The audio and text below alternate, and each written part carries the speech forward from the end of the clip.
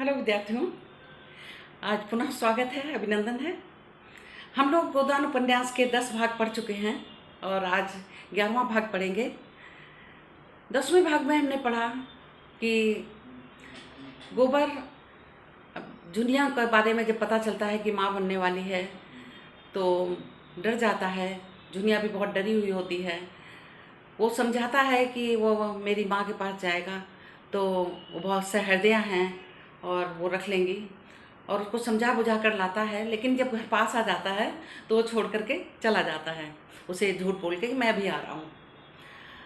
और इधर अब दुनिया के जो है वो अपनी जो गोबर की माँ थी उसके पास आती है और बताती है सब।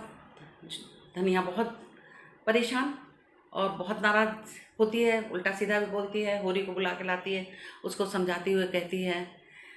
तो होरी भी बहुत क्रोधित होता है, परंतु समझाती है कि पीटना पाटना नहीं, और वो माँ बनने वाली है।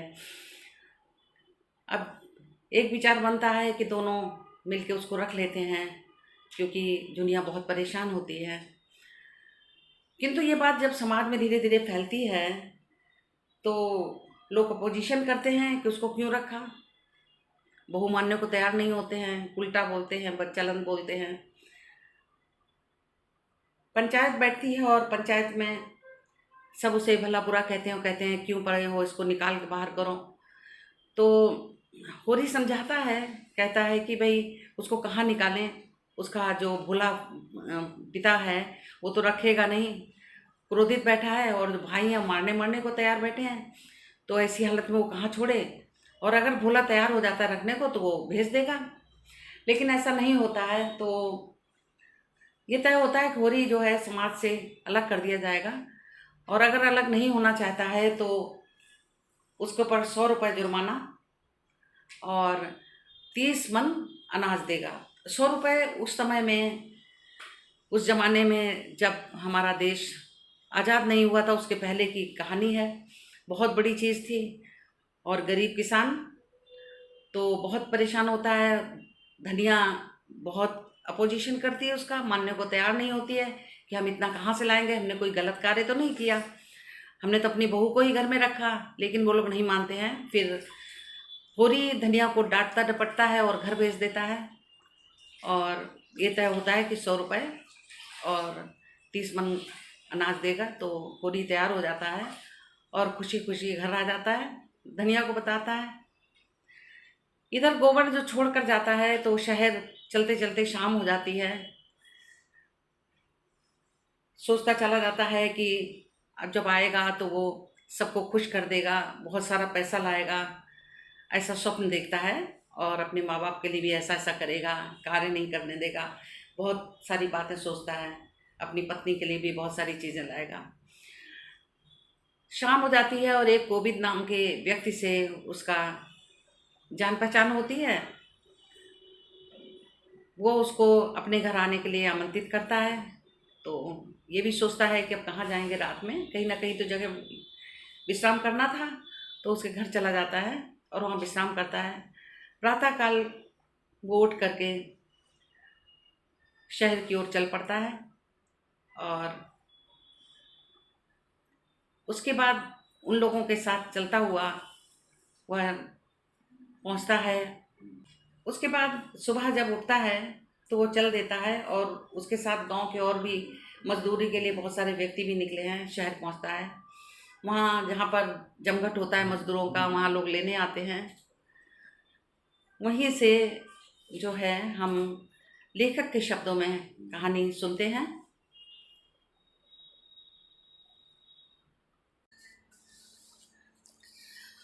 गोबर अंधेरे ही मुंह उठा और कोदई से विदा मांगी। रात को उनके यहाँ सोया था और सुबह उठा जल्दी ही और उनसे जाने की विदा मांगी। सबको मालूम हो गया था कि उसका विवाह हो चुका है, इसलिए उससे कोई विवाह संबंधी चर्चा नहीं की गई। उसके शील स्वभाव ने सारे घर को मुक्त कर लिया। कोदई की माता को तो उसने ऐसे मीठे शब्दों में उसके मातृ पद की रक्षा करते हुए ऐसा उपदेश दिया कि उसने प्रसन्न होकर आशीर्वाद दिया था। तुम बड़ी हो माता जी, पूज्य हो, पुत्र माता के ऋण से 100 जन्म लेकर भी ऋण नहीं हो सकता, लाख जन्म लेकर भी ऋण नहीं हो सकता, करोड़ जन्म भी लेकर ऋण नहीं हो सकता। बुढ़िया इस संख्यातीत श्रद्धा पर गदगद हो गई। उसके बाद गोबर ने जो कुछ कहा उसमें बुढ़िया को अपना मंगल दिखाई दिया। वैद्य एक बार रोगी को चंगा कर दे, फिर रोगी उसके हाथों विष भी खुशी से पी लेता है।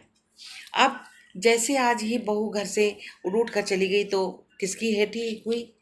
बहू को कौन जानता है? उसकी लड़की है, किसकी नातिन है, कौन जानता? संभव है अब बाप घसियारा ही रहा हो। बुढ़िया ने निश्चयात्मक भाव से कहा, घसियारा तो है ही बेटा, पक्का घसियारा है। सुबह सवेरे अगर उसका मुंह देख लो तो दिन भर पानी नसीब ना हो। गोबर गंभीर स्वर में बोला, तो ऐसे आदमी को भला क्या हंसी हो सकती है? हंसी हुई तुम्हारी और तुम्हारे आदमी की। जिसने पूछा यही पूछा किसकी बहू है, फिर ये अभी लड़की है अबोदल्लड़, नीच माता पिता की लड़की है, अच्छी कहाँ से बन जाए? तुमको तो बूढ़े तोते को राम नाम पढ़ाना पड़ेगा, मारने से तो पढ़ेगा नहीं। उसे सहज स्नेह ही से पढ़ाया जा सकता है, ताड़ना भी दो लेकिन उसके मुंह मत लगो, उसका तो कुछ नहीं बिगड़ता, तुम्हारा अपमान होता है। जब गोबर चलने लगा तो बुढ़िया ने खाड़ और सत्तू मिलाकर उसे खाने को दिया। गांव के कई आदमी मजूरी की टो में शहर जा रहे थे। बातचीत से रास्ता कट गया। 9 बजते बजते सब लोग अमीनाबाद के बाजार पहुंचे। गोबर हैरान था, इतने आदमी नगर में कहाँ से आ गए? आदमी पर आदमी गिरा पड़ता था। उस दिन बाजार में 400-500 मजदूरों से कम ना थे। राजमिस्त्री और बढ़ई और लोहार और बेलदार और खाट बुनने वाले और टोकरी ढूंढने वाले और संग तराश सभी जमा थे। गोबर यह जमकर देखकर निराश हो गया, इतने सारे मजदूरों को कहाँ काम मिलता और उसके हाथ में तो कोई औजार भी नहीं। कोई क्या जानेगा कि वो क्या काम करता है? कोई उसे अपने यहाँ क्यों रखने लगा बिना औजार के? उसे पूछेगा कौन? धीरे धीरे एक एक करके मजदूरों के काम मिलता जा रहा था। कुछ लोग निराश होकर घर लौट रहे थे। अधिकतर वो बूढ़े और निकम्मे बच रहे थे जिनका कोई 75 न था। उन्हीं में से गोबर भी था, लेकिन अभी उसके पास खाने को है, कोई गम नहीं। सहसा मिर्जा खुर्शीद ने मजदूरों के बीच आकर ऊंची आवाज में कहा, जिसको 6 आने रोज पर काम करना हो मेरे साथ आए। सबको 6 आने मिलेंगे, 5 बजे छुट्टी मिलेगी। 10-5 राजों और बढ़इयों को छोड़कर सब उनके साथ चलने को तैयार हो गए। 400 फटे हालों की एक विशाल सेना सज गई। आगे मिर्जा थे, कंधे पर मोटा सोटा रखे हुए। पीछे भुखमरों की कई लंबी कतारें थी, जैसे भेड़ हों। एक बूढ़े आदमी ने अनुरोध करते हुए मिर्जा से पूछा, कौन काम करना है मालिक? मिर्जा ने जो काम बताया उस पर सब लोग और भी चकित हो गए। केवल एक कबड्डी खेलना है। यह कैसा आदमी है जो कबड्डी खेलने के 6 आना रोज देगा? सनकी तो नहीं है? कोई बहुत धन पाकर आदमी सनक ही जाता है? बहुत पढ़ लेने से भी आदमी पागल हो जाते हैं?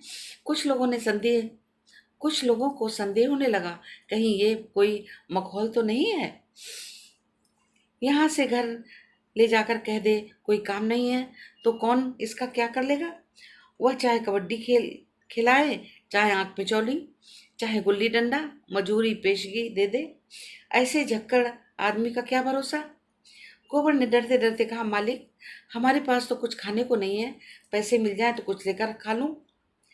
मिर्जा ने झट से 6 आने पैसे उसके हाथ में रख दिए और ललकार कर बोले, मजूरी सबको चलते चलते पेशगी दे दी जाएगी, इसकी चिंता मत करो। मिर्जा साहब ने शहर के बाहर थोड़ी सी जमीन ले रखी थी। मजूरों ने जाकर देखा, वो बड़ा अहाता घिरा हुआ था। उसके अंदर केवल एक छोटी सी फूस की झोपड़ी थी। इसमें 3-4 कुर्सियां थी, एक मेज थी, थोड़ी सी किताबें मेज पर रखी थी। झोपड़ी बेलों और लताओं से ढकी हुई थी, बहुत सुंदर लगती थी। अहाते में एक तरफ आम और नींबू अमरूद के पौधे लगे हुए थे, दूसरी तरफ एक कुछ फूल, बड़ा हिस्सा पड़ती ठीक था। मिर्जा ने सबको कतार में खड़ा करके पहले ही मजूरी बांट दी। अब किसी को उनके पागलपन पर संदेह न रहा। गोबर पैसे पहले ही पा चुका था। मिर्जा ने उसे बुलाकर पौधे सींचने का काम सौंपा। उसे कबड्डी खेलने को न मिलेगी, वह मन में ऐंठ कर रह गया। उन बुड्ढों को उठा उठा कर पटकता, लेकिन कोई परवाह नहीं, बहुत कबड्डी खेल चुका है, पैसे तो पूरे मिल गए। आज युगों के बाद इन जरा ग्रस्तों को कबड्डी खेलने का सौभाग्य मिला। उनमें से अधिकतर तो ऐसे थे जिन्हें याद भी ना आता था कि कभी कबड्डी खेली थी या नहीं। दिन भर शहर में पिसते थे, पहर रात गए घर पहुंचते थे और कुछ रूखा सूखा मिल जाता था खाकर पड़े रहते थे। प्रातःकाल फिर वही चरखा शुरू हुआ। जीवन नीरस निरानंद केवल एक ढर्रा मात्र हो गया। आज तो यह अवसर मिला तो बूढ़े भी जवान हो गए। अधमरे बूढ़े ठठरियां लिए, न मुंह में दांत न पेट में आंत, जांग के ऊपर धोतियां या तहमत चढ़ाए ताल ठोक ठोक कर उछल रहे थे, मानो उन बूढ़ी हड्डियों में जवानी धस गई हो। चटपट पाली बन गई, दो नायक बने, गोइयों का चुनाव होने लगा। 12 बजते बजते खेल शुरू हुआ। चढ़ों की ठंडी धूप ऐसी क्रीड़ाओं के लिए आदर्श ऋतु है। इधर हाथे के फाटक पर मिर्जा साहब तमाशियों को निकट बांट रहे थे तमाशियों को टिकट बांट रहे थे। उन पर इस तरह कोई न कोई सनक हमेशा सवार थी। अमीरों से पैसा लेकर के गरीबों को बांट देना और बूढ़ी कबड्डी का विज्ञापन कई दिन से हो रहा था। बड़े बड़े पोस्टर चिपकाए गए, नोटिस बांटे गए। यह खेल अपने ढंग का निराला होगा, बिल्कुल अभूतपूर्व। भारत के बूढ़े आज भी कैसे पौधे हैं, जिन्हें देखना हो आए और अपनी आंखें तृप्त कर लें। जिसने यह तमाशा देखा पछताएगा, जिसने यह तमाशा ना देखा वह पछताएगा। ऐसा सुअवसर फिर ना मिलेगा। टिकट 10 रुपए से लेकर के 2 आने तक की थी। 3 बजते बजते सारा हाथा भर गया। मोटरों और फिटनों का तांता लग गया। 2000 से कम भी भीड़ ना थी। रईसों के लिए कुर्सियां, मेजों के लिए इंतजाम, साधारण जनता के लिए साफ सुथरी जमीन। मिस मालती, मेहता, खन्ना, तंखा, राय साहब सभी विराजमान थे। खेल शुरू हुआ तो मिर्जा ने मेहता से कहा, आइए डॉक्टर साहब, एक गोई हमारी आपकी हो जाए। मिस मालती बोली, फिलासफर का जोड़ फिलासफर ही से हो सकता है। मिर्जा ने मूंछों पर ताव देकर बोला, तो क्या आप समझती हैं मैं फिलासफर नहीं हूँ। मैं पास पुछल्ला नहीं हूँ, लेकिन हूँ मैं फिलासफर। आइडियलिस्ट हैं या मटीरियलिस्ट, मैं दोनों हूँ। ये क्यों कर? बहुत अच्छी तरह, जब पैसा मौका मिलता है वैसा बन गया। मैं आपका अपना कोई निश्चय नहीं। जिस बात का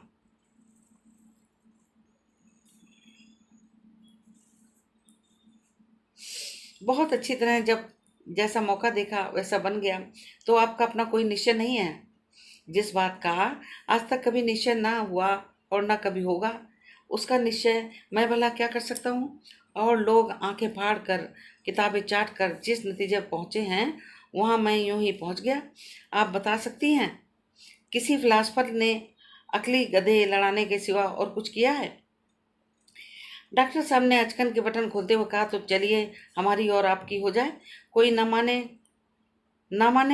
मैं आपको फिलासफर मानता हूँ। मिर्जा ने खन्ना से पूछा, आपके लिए कोई जोड़ ठीक करूं? मालती ने पुचारा दिया, हाँ हाँ, इन्हें जरूर ले जाइए मिस्टर तनखा के साथ। खन्ना झेपते हुए बोले, जी नहीं, मुझे क्षमा कीजिएगा। मिर्जा ने राय साहब के से पूछा, आपके लिए कोई जोड़ लाऊं? राय साहब बोले, मेरा जोड़ तो ओंकारनाथ का है, मगर वो आज नजर ही नहीं आते। मिर्जा और मेहता भी नंगी देह केवल जांघिया पहने हुए मैदान में पहुंचे। एक इधर दूसरा उधर, खेल शुरू हो गया। जनता बूढ़े गुलेलों पर हंसती थी, तालियां बजाती थी, गालियां देती थी, ललकारती थी, बाजियां लगाती थी। वाह, जरा इन बुढ़े बाबा को देखो कि शान से जा रहे हैं, जैसे सबको मार कर ही लौटेंगे। अच्छा, दूसरी तरफ से उन्हीं के बड़े भाई निकले। दोनों कैसे पैतरे बदल रहे हैं। इन हड्डियों में अभी बहुत जान है भाई। इन लोगों ने जितना घी खाया उतना अब हमें पानी में भी मैसर नहीं है। लोग कहते हैं भारत धनी हो रहा है, होता होगा। हम तो यही देखते हैं कि इन बुढ़ों जैसे जीवट के जवान भी आज मुश्किल से निकलेंगे। वह उधर वाले बुढ़े ने इसे दबोच लिया। बेचारा छूट निकलने के लिए कितना जोर मार रहा है, मगर अब नहीं जा सकते बच्चा। 1 2 3 लिफट हो गए। इस तरह लोग अपनी दिलचस्पी जाहिर कर रहे थे। उनका सारा ध्यान मैदान की ही ओर था। खिलाड़ियों के आघात प्रतिघात, उछल कूद, धर पकड़ और उनके मरने में तन्मय हो रहे थे। कभी चारों तरफ से कह पड़ते, तो कभी कभी अन्याय या धांधली देकर लोग छोड़ दो का शोरगुल मचाते। कुछ लोग तैश में आकर पाली की तरफ दौड़ते, लेकिन जो थोड़े से सज्जन शामियाने में ऊंचे दर्जे की टिकट लेकर बैठे थे, उन्हें इस खेल में विशेष आनंद न मिल रहा था। वे इससे अधिक महत्व की बातें कर रहे थे। खन्ना ने जिंजर का गिलास खाली करके सिगार सुलगाया और तेजी से राय साहब से बोले, मैंने आपसे कह दिया, बैंक इससे कम सूद पर किसी तरह राजी ना होगा, और यह रियायत भी मैंने आपके साथ की है क्योंकि आपके साथ घर का मामला है। राय साहब ने मूँछों में मुस्कुराहट लपेट कर कहा, आपकी नीति में घर वालों को ही उल्टे छुरे से हलाल करना चाहिए। ये आप क्या फरमा रहे हैं? ठीक कह रहा हूँ। सूर्य प्रताप सिंह से आपने केवल 7% लिया है, मुझसे 9% मांग रहे हैं और उस पर एहसान भी करते हैं, क्यों ना हो। खन्ना ने क्या कहा मारा, मानो यह कथन हंसने योग्य हो। उन शर्तों पर मैं आपसे भी वही सूद ले लूँगा। हमने उनकी जायदाद रेहन रख ली है और शायद यह जायदाद फिर उनके हाथ न जाएगी। मैं भी अपनी कोई जायदाद निकाल लूँगा। 9% देने से यह कहीं अच्छा है कि फालतू जायदाद अलग कर दूँ। मेरी जैक्सन रोड वाली कोठी आप निकलवा दें, कमीशन ले लीजिएगा। उस कोठी का सुबीते से निकालना जरा मुश्किल है। आप जानते हैं वह जगह बस्ती से कितनी दूर है, मगर खैर देखूंगा। आप उसकी कीमत का क्या अंदाजा करते हैं? राय साहब ने 1,25,000 बताए। 15 बीघे जमीन भी तो है। उसके साथ खन्ना स्तंभित हो गए, बोले, आप आज से 15 साल पहले की स्वप्न देख रहे हैं। राय साहब, आपको मालूम होना चाहिए कि इधर जायदादों के मूल्य भी 50% में कमी आई है। राय साहब ने बुरा मानकर कहा, जी नहीं, 15 साल पहले उसकी कीमत 1.5 लाख थी। मैं खरीदार की तलाश में रहूंगा। अगर मेरा कमीशन 5% होगा आपसे, औरों से शायद 10% हो। क्यों, क्या करोगे इतने रुपए लेकर? आप जो चाहे दे दीजिएगा। अब तो राजी हुए। शुगर के हिस्से अभी तक आपने ना खरीदे, अब बहुत थोड़े से हिस्से बच रहे हैं। हाथ मलते रह जाइएगा। इंश्योरेंस की पॉलिसी भी आपने ना ली। आप में टाल मटोल की बुरी आदत है। जब अपने लाभ की बातों पर इतना टाल मटोल है, तब दूसरों को आप लोगों से क्या लाभ हो सकता है? इसी से कहते हैं कि रियासत आदमी की अकल चढ़ जाती है। मेरा बस चले तो मैं ताल्लुकेदारों की रियासतें जब्त कर लूं। मिस्टर तनखा मालती पर जाल फेंक रहे थे। मालती ने साफ कह दिया था कि वह इलेक्शन के झमेले में नहीं पड़ना चाहती, पर तनखा आसानी से हार मानने वाले नहीं व्यक्ति थे। आकर कोहनियों के बल मेज पर टिककर बोले, आप जरा सा उस मामले पर फिर विचार करें। मैं कहता हूँ ऐसा मौका शायद आपको ना मिले। रानी साहिबा, चंदा का आपके मामले में रुपए में एक आना भी चांस नहीं है। मेरी इच्छा केवल यह है कि काउंसिल में ऐसे लोग जाएं जिन्होंने जीवन में कुछ अनुभव प्राप्त किया है और जनता की कुछ सेवा की हो। जिस महिला ने भोग विलास के सिवा कुछ जाना ही नहीं, जिसने जनता को अपनी कार का पेट्रोल समझा, जिसकी सबसे मूल्यवान सेवा वे पार्टियां हैं जो वह गवर्नरों सेक्रेटरियों को दिया करती हैं, उनके लिए इस काउंसिल में स्थान नहीं। नई काउंसिल में बहुत कुछ अधिकार प्रतिनिधियों के हाथ में होगा और मैं नहीं चाहता कि वह अधिकार अनाधिकारियों के हाथ में जाए। मालती ने पीछा छुड़ाने के लिए कहा, लेकिन साहब, मेरे पास 10-20 हज़ार इलेक्शन पर खर्च करने के लिए कहाँ है? रानी साहिबा तो 2-4 लाख खर्च कर सकती हैं। मुझे भी साल में 1,500 रुपये मुझे मिल जाते हैं। यह रकम भी हाथ से निकल जाएगी। पहले आप ये बता दें कि आप जाना चाहती हैं? नहीं, जाना तो चाहती हूँ, मगर फ्री पास मिल जाए तो यह मेरा जिम्मा रहा। आपको फ्री पास मिल जाएगा? जी नहीं, क्षमा कीजिएगा, मैं हार की जिल्लत नहीं उठाना चाहती। जब रानी साहिबा रुपए की थैलियाँ खोल देंगी और एक एक बोर्ड पर सरफी चढ़ने लगेगी, तो शायद आप भी उधर वोट देंगे। आपके ख्याल में इलेक्शन महज रुपए से जीता जा सकता है? जी नहीं, व्यक्ति भी एक चीज़ है। लेकिन मैंने केवल एक बार जेल जाने के सिवा और क्या जनसेवा की है? सच पूछिए तो उस बार भी मैं अपने मतलब से ही गई थी, उसी तरह जैसे राय साहब और खन्ना साहब गए थे। इस नई सभ्यता का आधार धन है, विधा और सेवा। विद्या और सेवा और कुल और जाति सब धन के सामने हे हैं। कभी कभी इतिहास में ऐसे अवसर आते हैं जब धन को आंदोलन के सामने नीचा देखना पड़ता है, मगर इसे अपवाद समझिए। मैं अपनी ही बात कहती हूँ। कोई गरीब औरत दवाखाने में आ जाए तो घंटों उससे बोलती तक नहीं, पर कोई महिला कार में आ जाए तो द्वार तक को जाकर उसका स्वागत करती हूँ और उसकी ऐसी उपासना करती हूँ मानो साक्षात देवी हो। मेरे और रानी साहिबा का कोई मुकाबला नहीं। जिस तरह के काउंसिल बन रहे हैं उनके लिए रानी साहिबा ज़्यादा उपयुक्त है। उधर मैदान में मेहता की टीम कमजोर पड़ती जाती थी। आधे से ज़्यादा खिलाड़ी मर चुके थे। मेहता ने अपने जीवन की कभी कबड्डी ना खेली थी। मिर्जा इस फन के उस्ताद हैं। मेहता की तातीलें अभिनय के अभ्यास में कटती थी। रूप भरने में वह अच्छे अच्छों को चकित कर देते थे और मिर्जा के लिए सारी दिलचस्पी अखाड़े में थी, पहलवानों की भी और परियों के भी। मालती का ध्यान उधर भी लगा हुआ था। उठकर राय साहब से बोली, मेहता की पार्टी तो बुरी तरह पिट रही है। राय साहब और खन्ना में इंश्योरेंस की बातें चल रही थी। राय साहब उस प्रसंग से उबे हुए मालूम होते थे। मालती ने मानो उन्हें एक बंधन से मुक्त कर दिया। उठकर बोले, जी हाँ, पिट तो रही है। मिर्जा पक्का खिलाड़ी है। मेहता तो ये क्या सनक सूझी। मेहनत मेहता को ये क्या सनक सूझी। व्यर्थ अपनी भद्द करा रहे हैं। इसमें काहे की भद्द, दिलगी ही तो है। मेहता की तरफ से बाहर निकलता है वही मर जाता है। एक क्षण बाद उसने पूछा, क्या इस खेल में हाफ टाइम नहीं होता। खन्ना के शरारत सूझी। बोले, आप चले थे मिर्जा का मुकाबला करने, समझते थे ये भी फिलॉसफी है। मैं पूछती हूँ, इस खेल में हाफ टाइम नहीं होता। खन्ना ने फिर चिढ़ाया, अब खेल ही खत्म होता जाता है। मजा आएगा तब जब मिर्जा साहब को दबोच कर रगड़ेंगे और मेहता साहब ची बोलेंगे। मैं तुमसे पूछती नहीं, राय साहब से पूछती हूँ। राय साहब बोले, इस खेल में हाफ टाइम एक आदमी तो सामने आता है। अच्छा, मेहता का एक आदमी और मर गया। खन्ना बोले, आप देखती रहिए, इसी तरह सब मर जाएंगे और आखिर में मेहता साहब भी मरेंगे। मालती जल गई। आपकी तो हिम्मत न पड़ी बाहर निकलने की। मैं गंवारों के खेल में नहीं खेलता, मेरे लिए टेनिस है। मैं गंवारों के खेल को नहीं खेलता, मेरे लिए तो टेनिस है।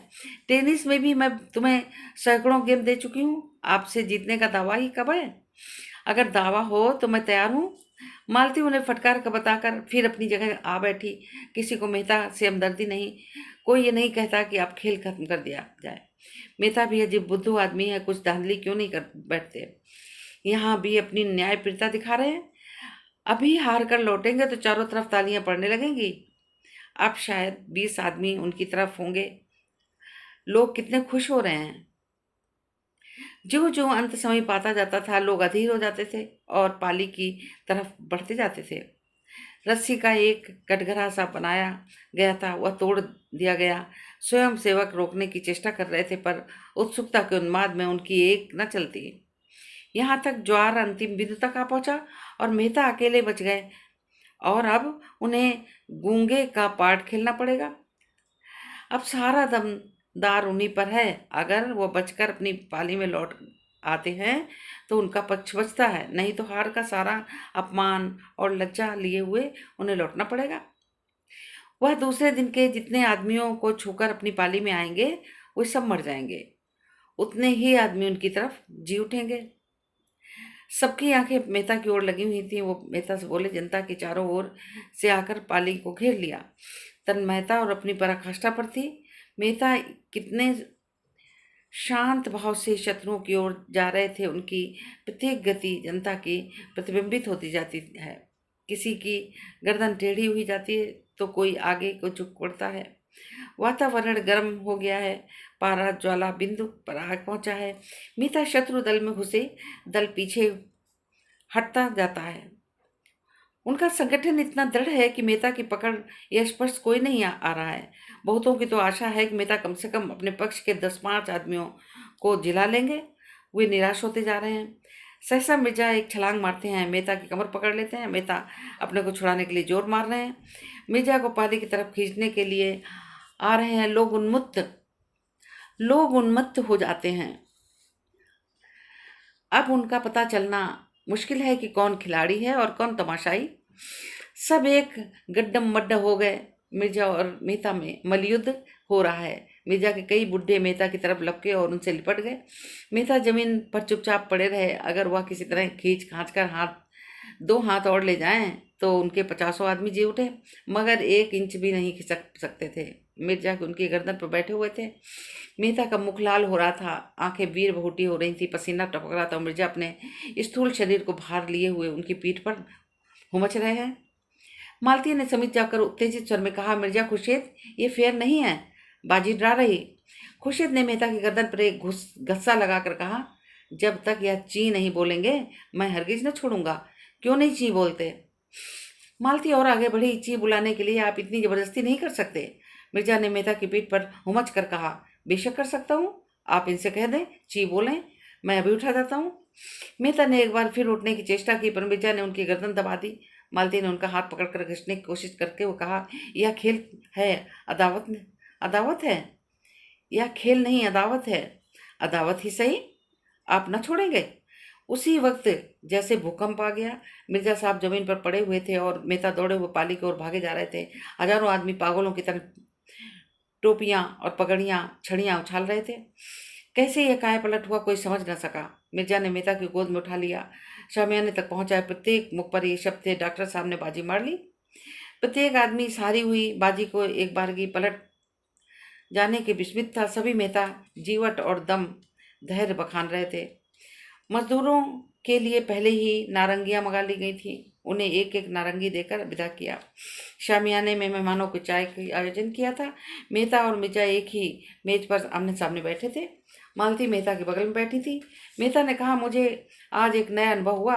महिला की सहानुभूति हार को जीत बना सकती है। मिर्जा ने मालती को देखा, अच्छा ये बात है? जभी तो मुझे हैरत हो रही है कि आप एकाएक कैसे ऊपर आ गए।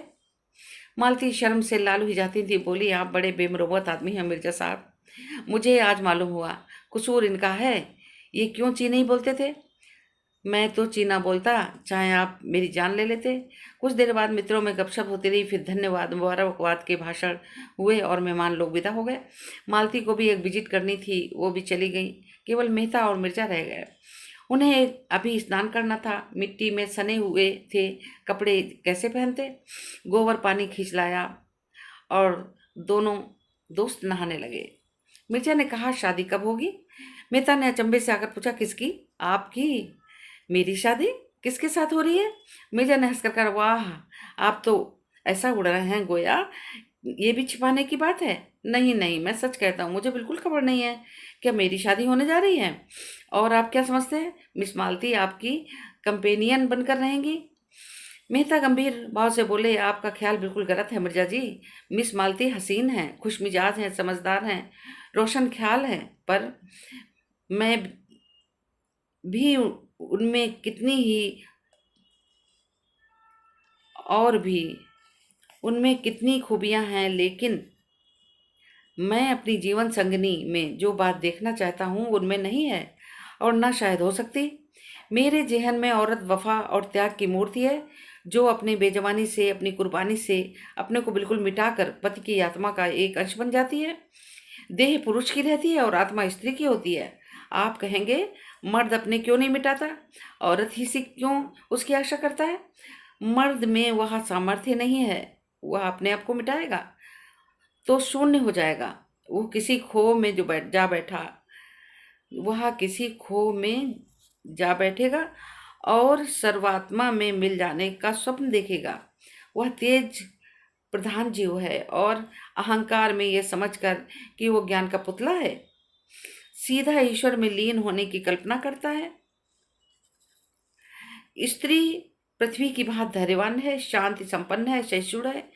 पुरुष में नारी के गुण आ जाते हैं तो वो महात्मा बन जाता है, लेकिन नारी में पुरुष के गुण आ जाते हैं वो तो उल्टा हो जाती है। पुरुष आकर्षित होता है तो स्त्री की ओर, तो सर्वांश में स्त्री हो। मालती ने अभी तक मुझे आकर्षित नहीं किया। मैं आपसे किन शब्दों में कहूँ कि स्त्री मेरी नज़रों में क्या है? संसार में जो कुछ सुंदर है उसी की प्रतिमा में को मैं स्त्री कहता हूँ। मैं उससे आशा रखता हूँ कि मैं उसे मार डालूं तो भी प्रतिहिंसा का भाव उसमें ना आए। अगर मैं उसकी आंखों के सामने किसी स्त्री को प्यार करूं तो उसको ईर्ष्या न लगे। ऐसी नारी पाकर मैं उसके चरणों में गिर पड़ूंगा और उस पर अपने को अर्पण कर दूंगा। मिर्जा ने सिर हिलाकर कहा, ऐसी औरत आपको इस दुनिया में तो शायद ही मिले। मेहता ने हाथ मारकर कहा, एक नहीं हजारों, वरना वीरान हो जाती। मेहता ने कहा, एक नहीं हजारों, वरना दुनिया वीरान हो जाती। ऐसी एक ही मिसाल दीजिए, मिसेस खन्ना को ही ले लीजिए। लेकिन खन्ना खन्ना भागे हैं जो हीरा पाकर कांच का टुकड़ा समझ रहे हैं। सोचिए कितना त्याग है और उसके साथ ही कितना प्रेम है। खन्ना के रूपासक्त मन में शायद उसके लिए रत्ती भर स्थान नहीं हो, लेकिन आज खन्ना पर कोई आफत आ जाए तो वह अपने को उन पर नशौर कर देगी। खन्ना आज अंधे या कोढ़ी हो जाए तो भी उसकी वफादारी का फर्क ना आएगा। अभी खन्ना उसकी कदर नहीं कर रहे हैं, मगर आप देखेंगे एक दिन यही खन्ना उसके चरणों को धो धो कर पिएंगे। मैं ऐसी बीवी नहीं चाहता जिससे मैं आइंस्टीन के सिद्धांत पर बहस कर सकूं या जो मेरी रचनाओं को प्रूफ देखा करे। मैं ऐसी औरत चाहता हूं जो मेरे जीवन को पवित्र उज्जवल बना दे और प्रेम को त्याग से